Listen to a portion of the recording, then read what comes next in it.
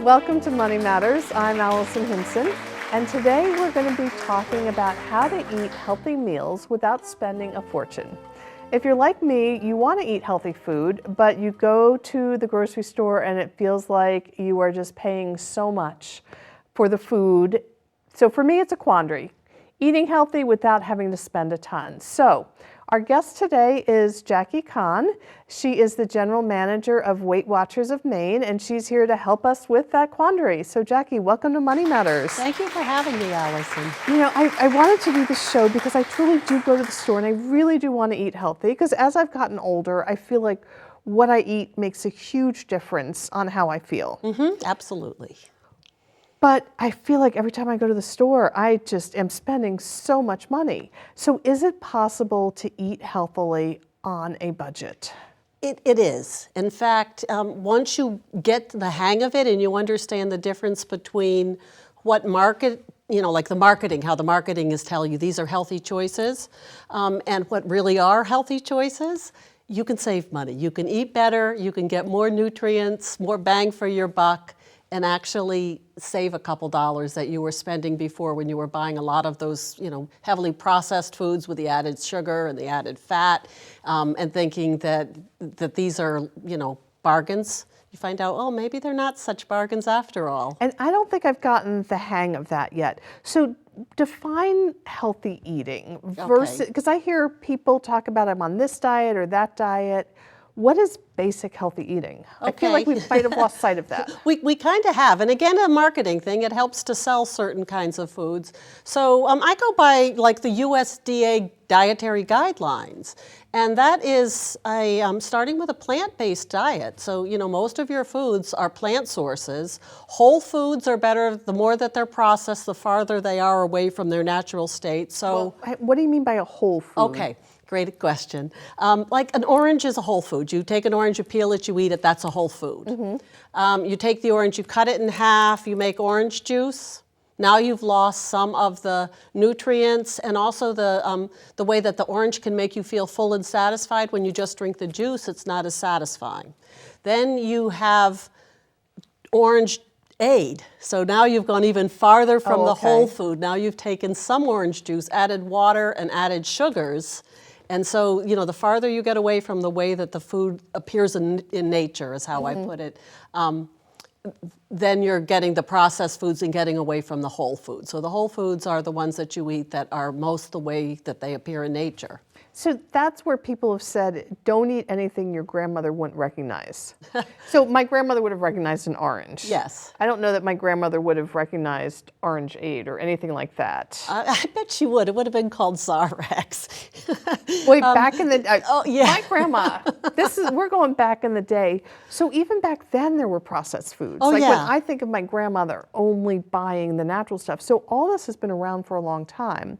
Are people going back to the whole foods, or are people going more towards the more processed things? Well, it depends. A lot of people think that the more processed foods are the better values, and that's not necessarily so. And a lot of people do want to go back to the whole foods. And still, the food manufacturers know how to appeal to that. I want to eat better. I want to eat healthier food. So you walk into a supermarket, and I saw whole wheat Pop-Tarts.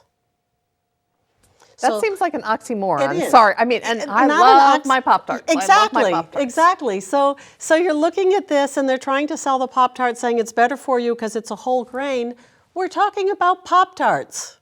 So eat the Pop-Tart that tastes good, and a Pop-Tart isn't the place to be looking for getting some good quality nutrients. But if you want a Pop-Tart, I'm not putting Pop-Tarts down. But there's a time and a place for Pop-Tarts. Exactly.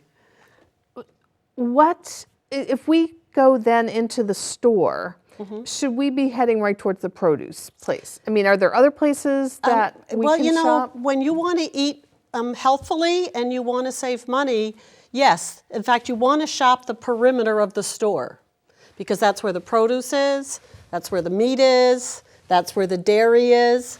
So those are on the outside. And when they get you in the middle, That's where and that's another thing too, is that when you get into the middle of the store, that's where all the impulse items are, and the expensive foods and the processed foods. So really all the expensive foods are in those interior aisles?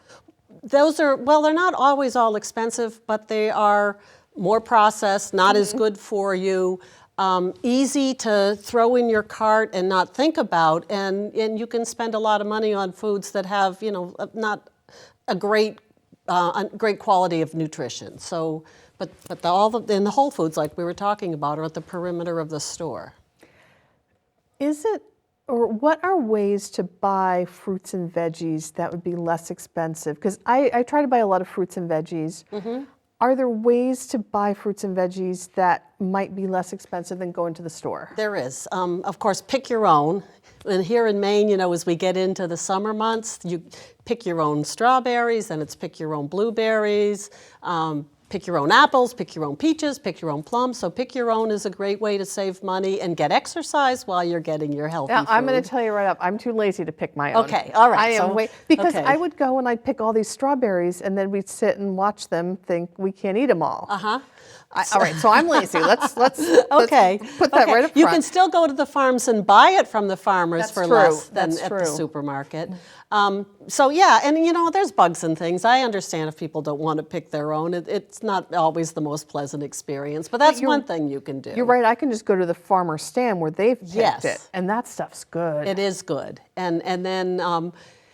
So that's one way. Another, and a lot of people don't put the two together, which is kind of funny, but get your supermarket circulars and shop the sales. So I always do that. Okay, I that's love great. The sales. That's great, because a lot of people think when I'm eating healthy, they forget about buying bulk, they forget about using coupons and shopping the sales. So, always check to see what produce is on sale this week and stock up. But of course, keep in mind that it's not going to last forever, so you don't want to get too much. Some people, I'm not one of them, but canning is an easy way to actually take advantage of those sales and then can the food, and you can actually preserve most of the nutrients. You're not really even sacrificing the nutrients, which brings me to another thing that a lot of people are confused by. Canned vegetables are good for you. I think we think of canned vegetables as, like I think of the green beans. The green beans are going to come out looking gross. Yep. So I'm glad you mentioned that, because you can buy canned vegetables on sale. Yes. Stock them up. Yes. And I had heard that they are good for you, but it seems odd to think that something coming out of a can, a veggie, I think, I should go buy the fresh green beans. But coming out of a can, it's really okay? It's really okay. Some of them have high sodium contents. And then you just rinse them before you cook them. But the interesting thing is... Will that take the salt out? Yeah, that'll rinse the salt away, because salt is water soluble. And the interesting thing is that, modern processing of canned vegetables actually, in many cases, will preserve the nutrients better than if you prepare them, cook them yourself at home. So you open up the can, you heat it up, you got maybe a more nutritious meal than had you prepared the vegetables yourself and cook them in water, and then all the water and all the nutrients, the minerals and the vitamins go down the drain. When I see then like dollar sales of buy cans for $1, then I should stock up. Yeah, absolutely. And one of the things I liked about canned veggies is that if I'm at home thinking, wow, I want to make this healthy meal, but I don't have anything fresh, I can just go grab the can off the shelf. Yeah. And one really inexpensive way to eat healthfully and to take advantage of the sales are when the beans are on sale. So the kidney beans, the garbanzo beans, the black beans. I never thought about that. Yep, loaded with nutrients. They're also a good source of protein. They fill you up. You can stick them into a lot of recipes and just bulk up, so people can have bigger servings without adding a lot of calories, but you're actually sneakily putting in a lot more nutrition into those meals. And that goes to another question I had about healthy eating. I want my family to eat healthy. And when you say to somebody, oh, guess what? All we're having for dinner is veggies, they're going to be like, no, let's order a pizza. Yeah. But I know people who are really good at putting the veggies in the meal where you don't even notice it. So I feel like they're eating healthy and they just don't have no idea that they're eating healthy. Oh yeah. I mean, like you can make a lasagna and you put your meat and your cheese and everything that people expect, and then you can slip in zucchini slices, you can slip in spinach, and these things actually, again, add texture and make it more satisfying and filling, but nobody's going like, gross zucchini or gross spinach. Well, I will tell you my gross moment. My gross moment was cauliflower. I hate cauliflower. I hate the way it looks. I hate the way it tastes. Hate it, never liked it. And I was talking to my uncle, and he said, oh, we just made the best pasta sauce, and we put cauliflower in. And I said, oh, that's so awful. I hate cauliflower. And his response was, I hate it too. You will never notice it.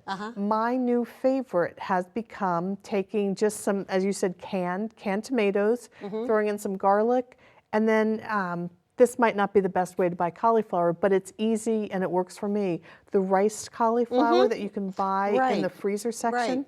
Because again, lazy. I did it once or twice with buying the regular, you know, I hate the shape, hate the look. And it took so much time. And then somebody said, just throw the rice cauliflower in. You cannot taste that there's rice cauliflower in there. It just makes it, it's like the meat substitute. It is so good. It's kind of like tofu. It sort of takes on the flavors of what you cook. You know, it's you know, and I think what puts people off to cauliflower is if you just take a head of cauliflower and you break it up into florets and you steam it, it doesn't smell, I'm going to just be honest, it doesn't smell great while it's cooking. And nobody, see, it's so funny. So nobody wants to try it because of the smell. I'm laughing because my mother was brought up, well, her father was a vegetable farmer in Western Mass, and he provided vegetables to Smith College and Mount Holyoke and all those Western Mass. And so she was brought up on a vegetable farm, loving vegetables, and she passed it on to me. So I'm really lucky that I never had that aversion to things like cauliflower or Brussels sprouts. I asked for them. Oh, Brussels sprouts. Brussels sprouts were my birthday dinner favorite. It was like, I want Brussels sprouts. So it's funny to hear somebody about cauliflower and Brussels sprouts. Now I love it. Well, I put it, in fact, we made it last night for dinner. And so you're ending up with a pasta sauce with, you know, the tomatoes and the cauliflower. We threw in an onion, a couple other things, and all of a sudden I feel like I have a really healthy meal that didn't cost that much. Right, and cauliflower is great for thickening things. And I have discovered another great thing is cauliflower pizza dough. Yep. Which I thought, again, that's so gross. That is the best thing ever. The cauliflower pizza dough is so good. I actually prefer it to regular pizza dough, partly because mentally I'm thinking, you know what, I can eat the whole thing. Which is something that some people have to watch out for because there's nothing for free. I'm sorry to interrupt you. Oh no, you mean I shouldn't be eating the whole pizza? Well, the thing is that, you know, if part of eating healthy is that your goal is to manage your weight, things that make you think I can eat as much as I want is kind of dangerous. You just burst my little balloon there, didn't you? But I like it. Well, let's put it this way. I could easily sit down and eat a whole pizza anyway. But the cauliflower dough, I guess as I've been experimenting, eating with healthy foods, I've had to open my mind up to things that I might not normally conceive of. Okay. But, you know, sometimes I try to eat healthy and it's just awful, and we throw it in the trash and put a big X over that recipe. We're not going to do it.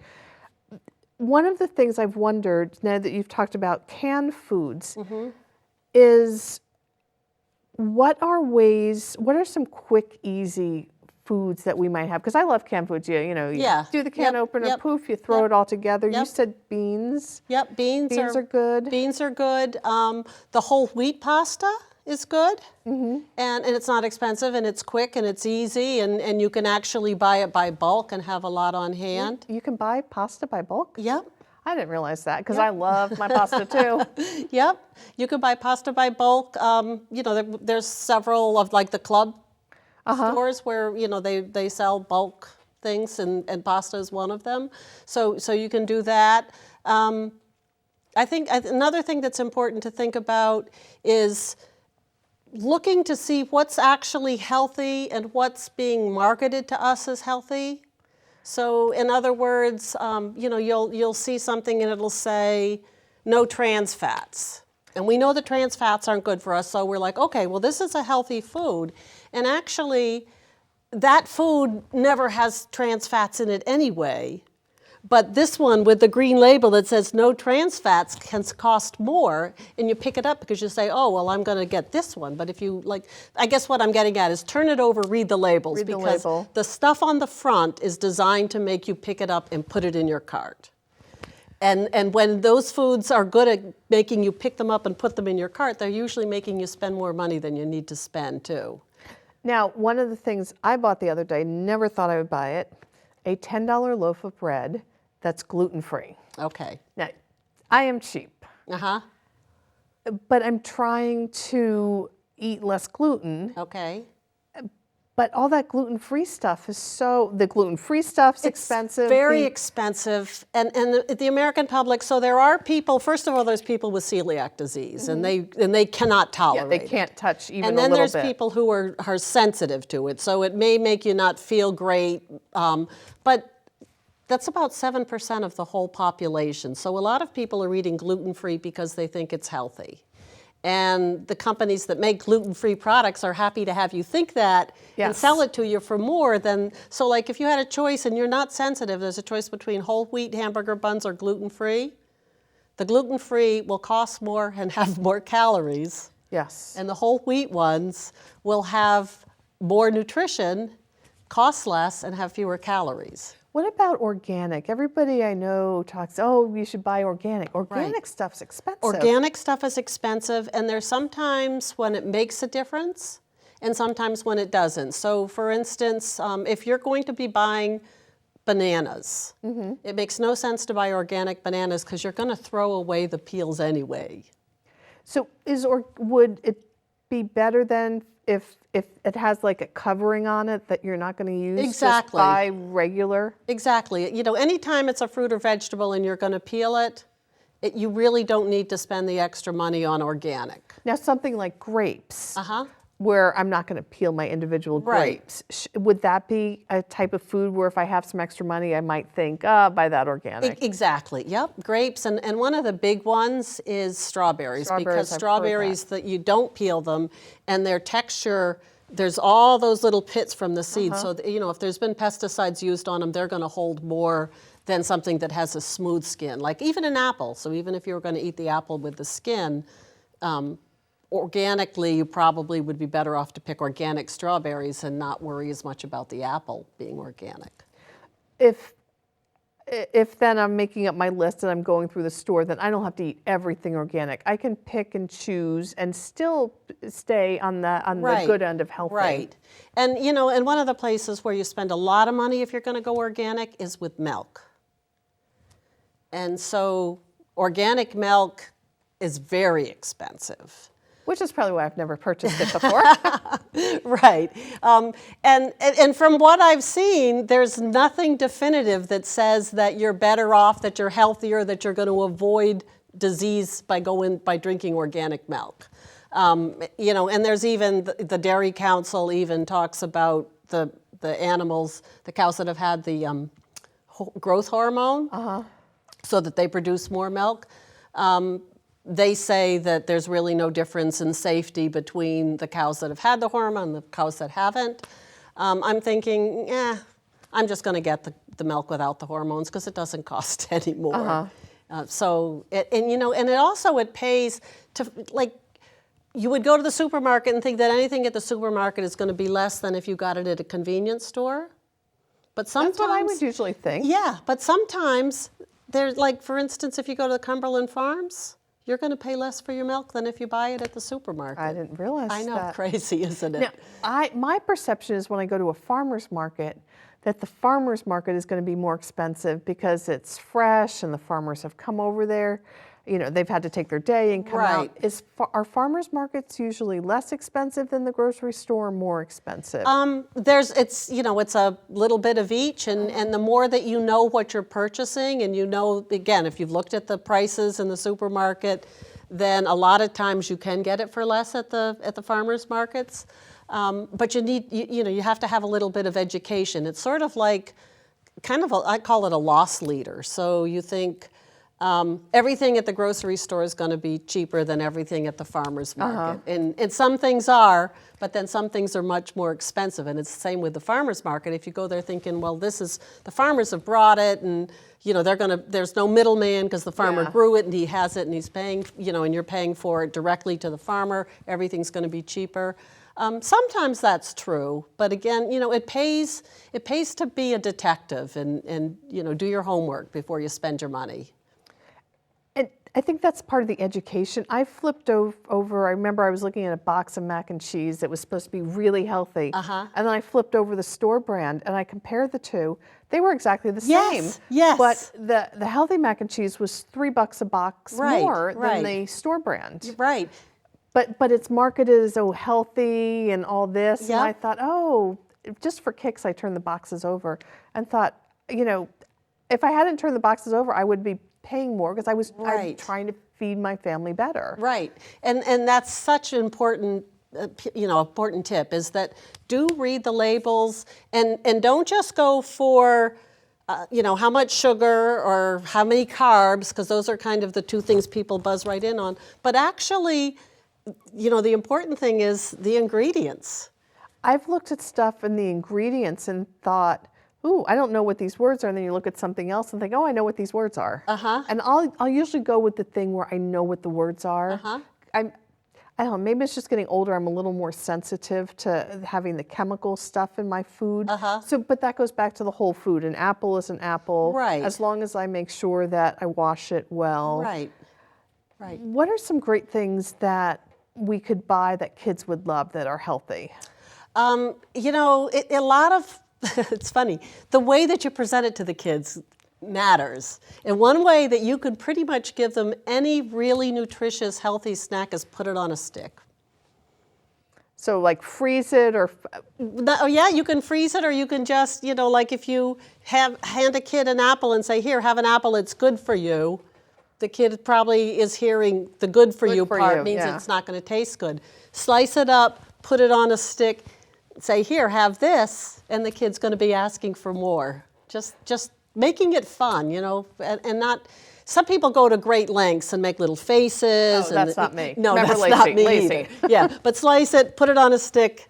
Everything tastes better on a stick to a kid. You know what I found everything tastes better is if you put it in the oven and you roast it. Even stuff that I do not like. I will sit when it's roasted and just keep eating it. We made potatoes. I'm not a big fan of potatoes, but I love my French fries. We cut up the potatoes, roasted it. I could have eaten pounds of potatoes that day because to me it tasted like French fries. Which I love. I love the French fries. But I know that they're not really healthy for us. Yeah, they're not great. Occasionally. Occasionally, yes. But if it were up to me, it'd be French fries all day.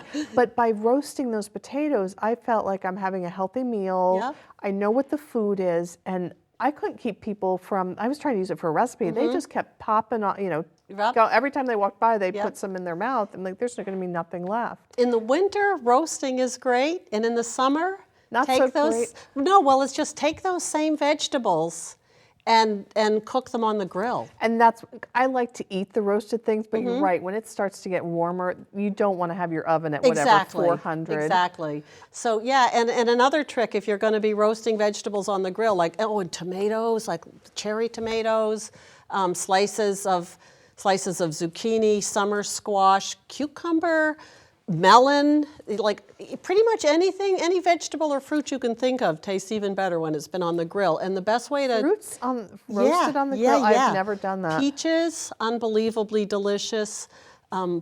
Pineapple slices. Can I take canned peaches and put them on the grill? Yeah, yes. Because lazy, you get it, you have to wash it and cut it up. And in the summer, you don't want to do that. So do you put them in tin foil? And well, actually, it's funny that you say, you keep calling yourself lazy, and I would call yourself a time manager. All right, we'll go. I'm really into time management. Yes, so you're a time manager. And so you can get these grilling baskets. And so all you have to do is put the fruit in the grilling basket, put the basket on the grill. So you don't have to, worry about wrapping it up in tin foil or doing anything to keep it from falling down through the grate or anything like that. The grilling baskets are great. Another thing I talked about, putting it on a stick, you can get the wooden skewers. Yeah. And if you're going to do the skewers, put 2 of them parallel and run through, because otherwise you're going to try to flip the fruit. Oh, that's and it's right. going to go like just this. Yeah, I've done that before. Yeah, so if you put 2 through the piece of fruit, when you flip it, it holds it so that it can't be spinning around, and you can actually easily grab it with tongs, flip it over, and cook both sides. But you're going to love grilled peaches and grilled pineapple, and to me, you can that's even grill watermelon, and it's so good. I will try that. But thank you for giving us lots of tips. Now, I'm hungry and I'm excited. It never occurred to me I could get healthy stuff out of a can, put it on the grill, and it would taste even better. Because, I'm not naturally a healthy eater, and I'm trying to be better. So this stuff sounds great. So thank you for talking with us about how to eat healthily on a budget. I love the idea of shopping the sales, especially for the canned. The canned fruit. So I hope everyone has gotten some great ideas of how to eat healthy food on a budget. And thank you for watching, and have a great week.